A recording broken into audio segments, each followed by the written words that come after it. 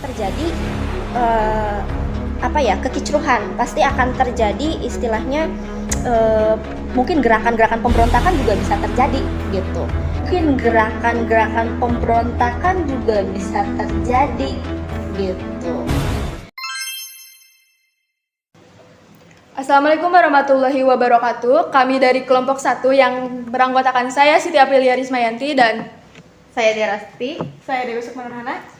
Jadi di sini kami akan membahas materi tentang isu-isu Soekarno Presiden Seumur Hidup.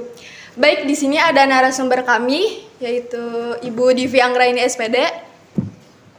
Kalau boleh tahu Ibu sekarang pekerjaannya apa? Saya guru di salah satu SMA di Kuningan, guru sejarah. Saya mengampu mata pelajaran sejarah dan kebetulan memang mengampunya itu mengajarnya di kelas 10 dan juga kelas 12 gitu. Tapi untuk mata pelajarannya sejarah peminatan. Berarti sangat cocok sekali dengan apa yang akan kita bahas hari ini. Iya boleh. Ya silakan. Oke. Kita akan membahas tentang Soekarno, isu Soekarno menjadi presiden seumur hidup. Oh iya. Ya, yang mana kita tahu Soekarno adalah presiden pertama di Indonesia.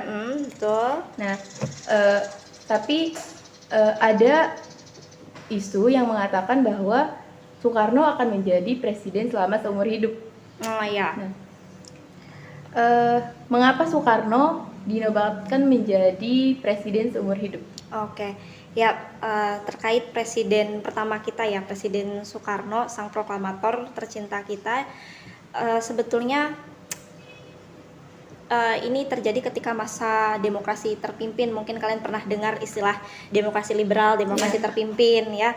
Nah, Indonesia saat ini kan sudah berumur 77 tahun ya, 77 tahun. Jadi kurang lebih sekitar ya setengah abadnya, berarti sekitar ya 53 tahun Indonesia ini memiliki dua wajah presiden yang tentunya kita kenal, yaitu Presiden Soekarno dan juga Presiden Soeharto. Nah, apa sih yang paling terkenal dari dua orang ini, dari dua presiden kebanggaan kita ini? Kita bahas dulu dari yang Soeharto. Yang pasti yang paling terngiang, paling teringat ketika kita berbicara tentang Presiden Soeharto ini adalah presiden yang istilahnya paling lama menjabat di Indonesia ya. Berarti kurang lebih sekitar masanya itu 32 tahun lamanya gitu kan, yang bahkan mungkin sering dikatakan istilahnya ini juga sama gitu ya, menyimpang dari istilahnya Undang-Undang Dasar 45 gitu, karena sampai 32 tahun lamanya gitu. Nah, tapi kalau misalnya memang saat itu nih kalau misalnya tidak terjadi satu peristiwa besar, tidak terjadi satu peristiwa gerakan reformasi, gerakan mahasiswa 98 saat itu, ya mungkin sepertinya masa jabatan Presiden Soeharto pun akan makin berlanjut, makin berlangsung, tidak 32 tahun gitu ya. Nah, yang artinya adalah pada saat itu memang situasi kondisi politik Indonesia memang dirasa sudah tidak stabil, yang pada akhirnya lewat mahasiswa lah, lewat gerakan mahasiswa, lewat gerakan reformasi 98, mau tidak mau 21 Mei 98 pun akhirnya Soeharto pun mengundurkan diri menjabat menjadi Presiden Indonesia. Nah, tidak hanya Soeharto, ternyata presiden pertama kita juga Soekarno ini pernah menjabat, kalau misalnya secara aklamasi itu kan berarti dari tahun 45 sampai tahun 1967 ya. Jadi kurang lebih sekitar 22 tahun lamanya beliau menjabat sebagai presiden. Nah, ini juga kan berarti ada kemiripan, kok lama banget sampai puluhan tahun gitu ya. Dua tokoh ini, dua presiden ini menjabat di Indonesia gitu. Walaupun memang sebetulnya Presiden Soekarno sendiri secara kalau secara resminya itu menjabatnya 7 tahun, yaitu dari tahun 59 sampai tahun 1966 atau 67 berarti ya. Secara resminya, secara efektifnya tuh segitu gitu. Cuman kenapa sih kok sampai istilahnya berarti kan muncul ada isu terkait Presiden Soekarno tuh kok bisa diangkat menjadi presiden seumur hidup. Ini bukan isu lagi, tapi memang diangkat ya. Ada adanya pengangkatan Presiden Soekarno menjadi presiden seumur hidup. Kenapa bisa gitu? Bahkan ini kan dikeluarkan melalui TAP MPRS ada keputusannya, resminya tuh ada. Kok bisa dikeluarkan? Alasannya apa? Terus pertanyaan berikutnya kan, siapa sih yang ngusulinnya gitu ya? Siapa sih pengusulnya gitu? Terus kira-kira ada motif apa sih di balik pengusulan Presiden Soekarno ini dijadikan sebagai presiden seumur hidup? Pasti kan ada motif itu semua. Dan mungkin lagi ke pertanyaan, kira-kira respon Soekarnonya gimana gitu, nerima atau enggak nih gitu kan ya. Nah, untuk menjawab rentetan pertanyaan itu terkait peristiwa ini, sebetulnya ini bisa dilihat dari kalau misalnya kalian pernah membaca buku yaitu A.M. Hanafi Menggugat ataupun buku karyanya Cindy Adams. Cindy Adams ini adalah seorang jurnalis dari Amerika. Dia ini adalah satu-satunya orang yang bisa mewawancarai Soekarno yang pada akhirnya menulis buku autobiografi dari Soekarno gitu, yang judulnya adalah Soekarno Penyambung Lidah Rakyat. Ya. Nah, mengatakan bahwa yang pertama dari A.M. Hanafi dulu. A.M. Hanafi ini adalah anak Marhen Hanafi. Ya, ini nama orang gitu.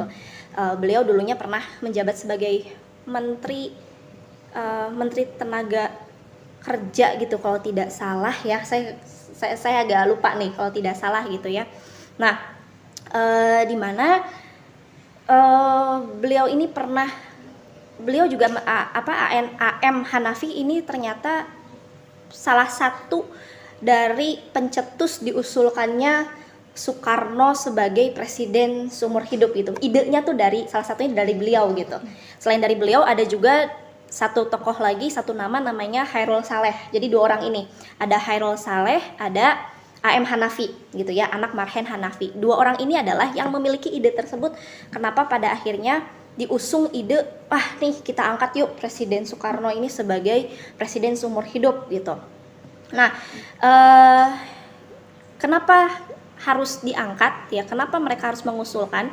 Karena memang pada saat itu kita ketahui Soekarno ini memiliki landasan yang bernama Nasakom. Pernah mendengar mungkin? Nasakom ya, nasionalis, agama, dan komunis ya.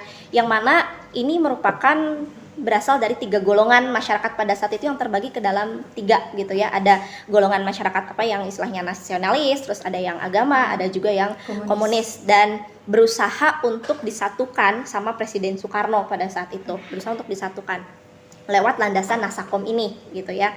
Nah, cuman pada saat itu situasi politiknya kan kalau misalnya kita lihat dari pemilu pertama tuh kan tahun 1955 ya. Tahun 1955 ternyata ada 4 partai besar yang memenangkan pemilu saat itu. Yang pertama itu ada PNI, yang kedua itu ada Masyumi, yang ketiganya ada NU, dan yang keempat ternyata ini ada partai baru ya. Partai baru tapi sudah memperoleh suara lumayan banyak, kurang lebih sekitar 6,1 juta suara, yaitu apa? PKI gitu kan. Partai Komunis Indonesia ini udah bisa merangkul golongan masyarakat, mungkin terutama golongan masyarakat bawah untuk bisa menyumbangkan suaranya dan akhirnya memenangkan menjadi partai 4 besar pada saat itu ketika tahun 1955. Nah, ternyata ketika PKI ini menang, ini dianggap sebagai satu hal yang bisa jadi ini sesuatu yang mengkhawatirkan gitu. Karena pada saat itu komunis juga kan kita sudah memiliki ideologi ya, ideologi itu adalah Pancasila gitu. Jadi ditakutkan kalau misalnya terus-terusan ada pemilu gitu ya, terus udah gitu dengan PKI ini terus dia masuk terus istilahnya ke 4 besar, mungkin bisa jadi nanti 3 besar, bisa jadi 2 besar, bahkan jadi partai pemenang. Nah, berarti kan nanti dia bisa berkuasa nih di Indonesia, ya kan? Dia bisa berkuasa di Indonesia. Bahkan pada saat itu juga ketika pemilu itu di Jawa Barat sendiri PKI itu menempati juara kedua gitu ya, suara terbanyak kedua itu di Jawa Barat. Di Jakarta juga sama. Terus belum lagi di Jawa Tengah sama Jogja mah dia juara satunya gitu kan. Jadi PKI itu yang paling memperoleh jumlah suara terbesarnya di sana gitu. Belum lagi di beberapa daerah seperti Cirebon.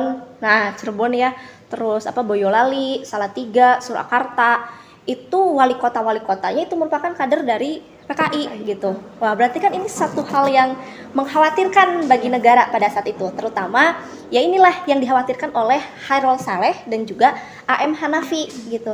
Yang takutnya ketika nanti PKI semakin lama dia istilahnya menang di pemilu dan akhirnya nanti memimpin, pasti nanti ada golongan yang istilahnya dia anti komunis, ya kan?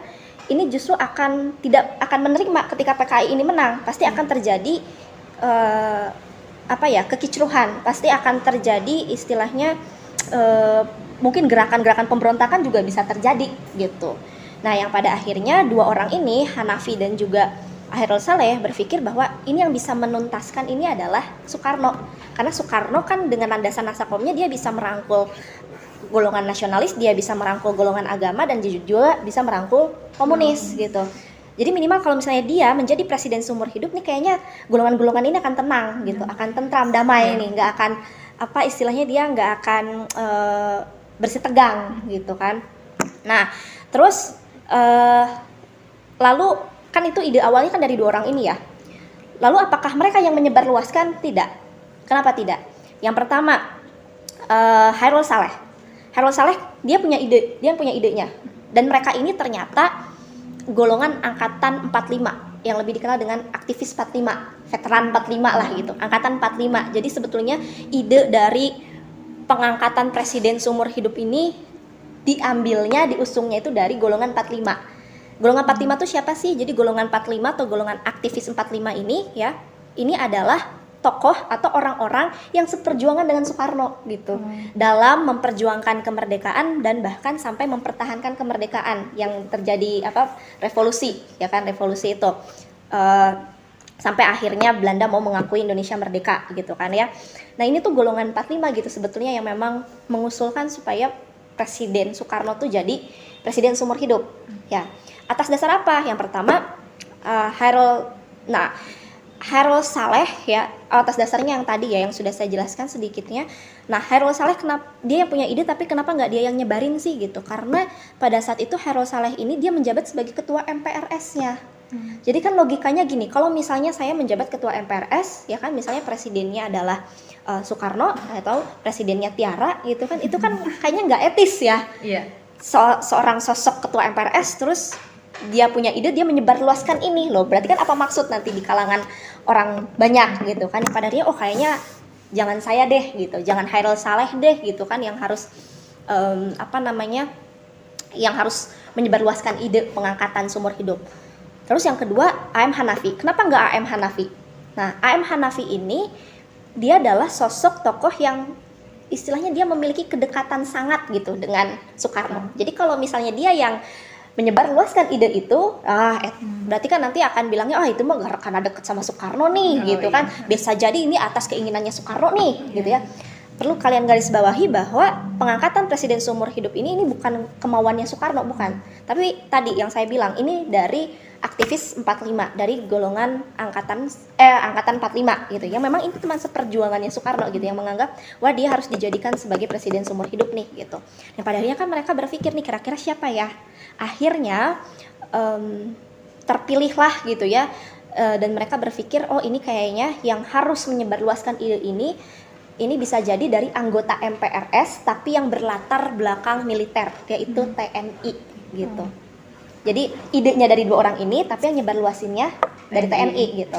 Nah, akhirnya singkat cerita ketemulah Kolonel Suhardirman ya, di mana Kolonel Suhardirman ini adalah dia seorang perwira dari TNI yang memang anti komunis gitu. Wah, pas nih dia yang menyebarluaskannya nih gitu kan, untuk supaya Soekarno dijadikan presiden seumur hidup ya. Apalagi kan dia anti komunis juga, berarti nggak mau nih supaya PKI itu nanti memegang tampuk jabatan tertinggi ya, atau memenangkan pemilu yang pada akhirnya nanti ya pemerintahan nanti dikuasai sama PKI nih, pasti kan nggak mau gitu. Nah, yang pada akhirnya nanti dialah gitu ya yang mulai menyebarkan isu supaya ini presiden sekarang, Presiden Soekarno, yuk kita angkat jadi presiden seumur hidup begitu kan.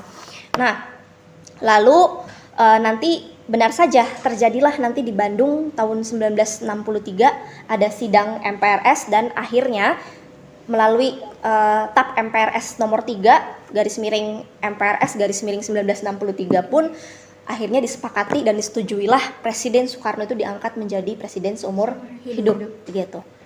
Pertanyaannya, bagaimana reaksi Soekarno, ya kan? Apakah dia setuju atau tidak? Awalnya dia sangat menolak, ya. Dia menolak secara sangat gitu. untuk diangkat sebagai presiden seumur hidup. Kenapa? Karena kan beliau juga sang demokrat gitu kan. Sang istilahnya yang memegang teguh asas demokrasinya gitu, sistem demokrasinya. Masa ya dengan sistem demokrasi melalui pemilu gitu kan, terus kok diangkat jadi presiden seumur hidup, yang mana justru nanti istilahnya label presiden seumur hidup ini nantinya kan menjadikan nama baik Soekarno itu bahkan dicap sebagai seorang diktator gitu ya. Bahkan mungkin sampai saat ini dianggapnya pengangkatan dia sebagai presiden seumur hidup itu ya jadinya kayak diktator aja gitu kan. Nah, lalu dia tidak sepakat, dia tidak setuju gitu. Karena ini melanggar prinsip asas demokrasinya, terus melanggar istilahnya juga dia melanggar undang-undang dasar juga ya. Karena di undang-undang dasar juga memang istilahnya tidak ada pada saat itu aturan terkait presiden ini diangkat diangkat seumur hidup gitu. Itu nggak ada. Nah, cuman Chairul Saleh pada saat itu membujuk Soekarno gitu. Terus-terusan mendatangi Soekarno lalu membujuk dengan dalih bahwa ya ini supaya tidak terjadi perang saudara. Karena kan di kita tuh ada golongan PKI, ada golongan agama, partai-partai keagamaan, terus ada golongan nasionalis gitu ya. Nah, dari TNI juga kan istilahnya kontra juga dengan PKI. Nah, supaya mereka itu akur gitu. Jangan, karena kalau salah satu dari mereka nanti ada yang memimpin, wah pasti golongan yang lainnya juga akan memberontak nih. Nggak akan mungkin diam aja gitu kan. Yang pada akhirnya satu-satunya cara yaitu dengan mengangkat Soekarno sebagai presiden seumur hidup. Jangan ada pemilu. Kalau misalnya ada pemilu, ini bisa jadi PKI menang nih gitu. Bisa jadi kan ini jalannya PKI untuk bisa masuk ke sistem pemerintahan Indonesia kan melalui pemilu. Kalau pemilunya ada, wah Bisa. PKI bisa, kan dia berkembangnya sangat pesat ya kan. Baru pemilu pertama kali aja udah juara 4 gitu kan. Ini apa kabar nanti pemilu-pemilu berikutnya gitu. Jadi satu-satunya cara yaitu dengan mengangkat Soekarno menjadi presiden seumur hidup gitu. Awalnya Soekarno nolak, tapi karena dibujuk ya kan, dikasih pemahaman tersebut oleh Chairul Saleh, pada akhirnya ya mau tidak mau Soekarno pun menerima keputusan tersebut, walaupun dalam hatinya memang dia mengatakan bahwa ini sebetulnya tidak benar gitu. Nah, ini ada ya di bukunya Cindy Adams dan juga di yang AM Hanafi menggugat ini ada pernyataan tersebut seperti itu. Jadi itu alasan kenapa istilahnya pada akhirnya Soekarno diangkat menjadi presiden seumur hidup dan bahkan sampai ada tap MPRS-nya gitu.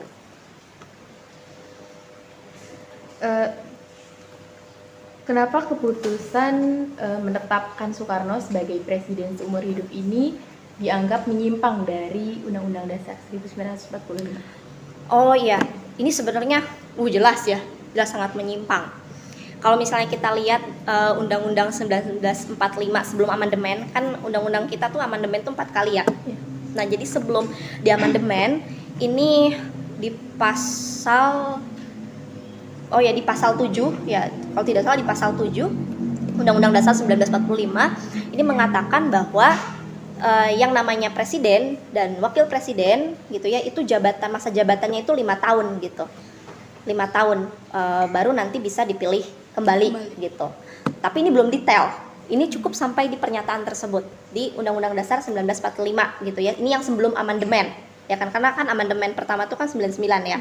Nah, sebelum amandemen tuh jadi kan di situ udah jelas yang namanya masa jabatan presiden itu adalah 5 tahun gitu. Nah, 5 tahun yang artinya nggak ada tuh pernyataan di situ presiden tuh seumur hidup gitu. Ini udah jelas-jelas ini melanggar amandemen, ini melanggar Undang-Undang 45. Kalau misalnya kita mau kaitkan dengan kaitkan dengan situasi sekarang atau undang-undang yang sekarang, wah lebih tidak lebih menyimpang lagi gitu. Apalagi sekarang kan yang pasal 7 itu kan udah di amandemen lagi ya, yang mana presiden dan wakil presiden itu masa jabatannya 5 tahun dan bisa dipilih lagi dalam satu kali periode. Jadi udah cukup maksimal tuh 2. Nah, itu kan lebih detail lagi. Jadi itu udah jelas-jelas sih itu menyimpang dari amandemen Undang-Undang Dasar 1945 gitu. Walaupun memang pada masa demokrasi terpimpin itu disinyalir banyak hal-hal yang jadi tidak hanya terkait presiden seumur hidup saja, tapi banyak juga hal-hal lain yang ternyata dari kebijakan atau keputusan presiden yang menyimpang dari Undang-Undang 1945. Contohnya seperti DPR GR, ya, DPR gotong royong. Jadi dipilihnya DPR GR oleh Presiden Soekarno, terus DPR yang hasil pemilu tahun 1955 itu malah dibubarin sama Soekarno. Gitu. Padahal kan itu hasil pemilu, loh kok malah dibubarin. Sementara Presiden Soekarno itu malah membentuk DPR baru gitu kan dengan nama DPR gotong royong gitu. Itu dibentuknya tuh sama Soekarno, nggak melalui pemilu, itu malah dibentuk gitu. Dibentuk sendiri. Nah, ini kan ini juga menyalahi aturan dari amandemen Undang-Undang Dasar 45 gitu. Jadi artinya bukan, sebetulnya yang menyimpang tuh bukan itu saja. Jadi masih banyak lagi gitu. Kurang lebih sekitar ada 7 poin lah gitu ya, yang memang demokrasi terpimpin ini banyak hal-hal yang menyimpang dari Undang-Undang Dasar 1945 gitu. Oke. Jadi udah jelas ya. Rumit ya. Udah jelas ya kayak gitu. Terima kasih Ibu atas waktunya. Iya, sama-sama. Oke, jadi sekian wawancara kita kali ini. Sampai jumpa di lain waktu. Assalamualaikum warahmatullahi wabarakatuh. Waalaikumsalam warahmatullahi wabarakatuh. We are the revelry, we are the dreamers. We dance through the night in our bones, we can feel it. Aiming for the stars against the sky.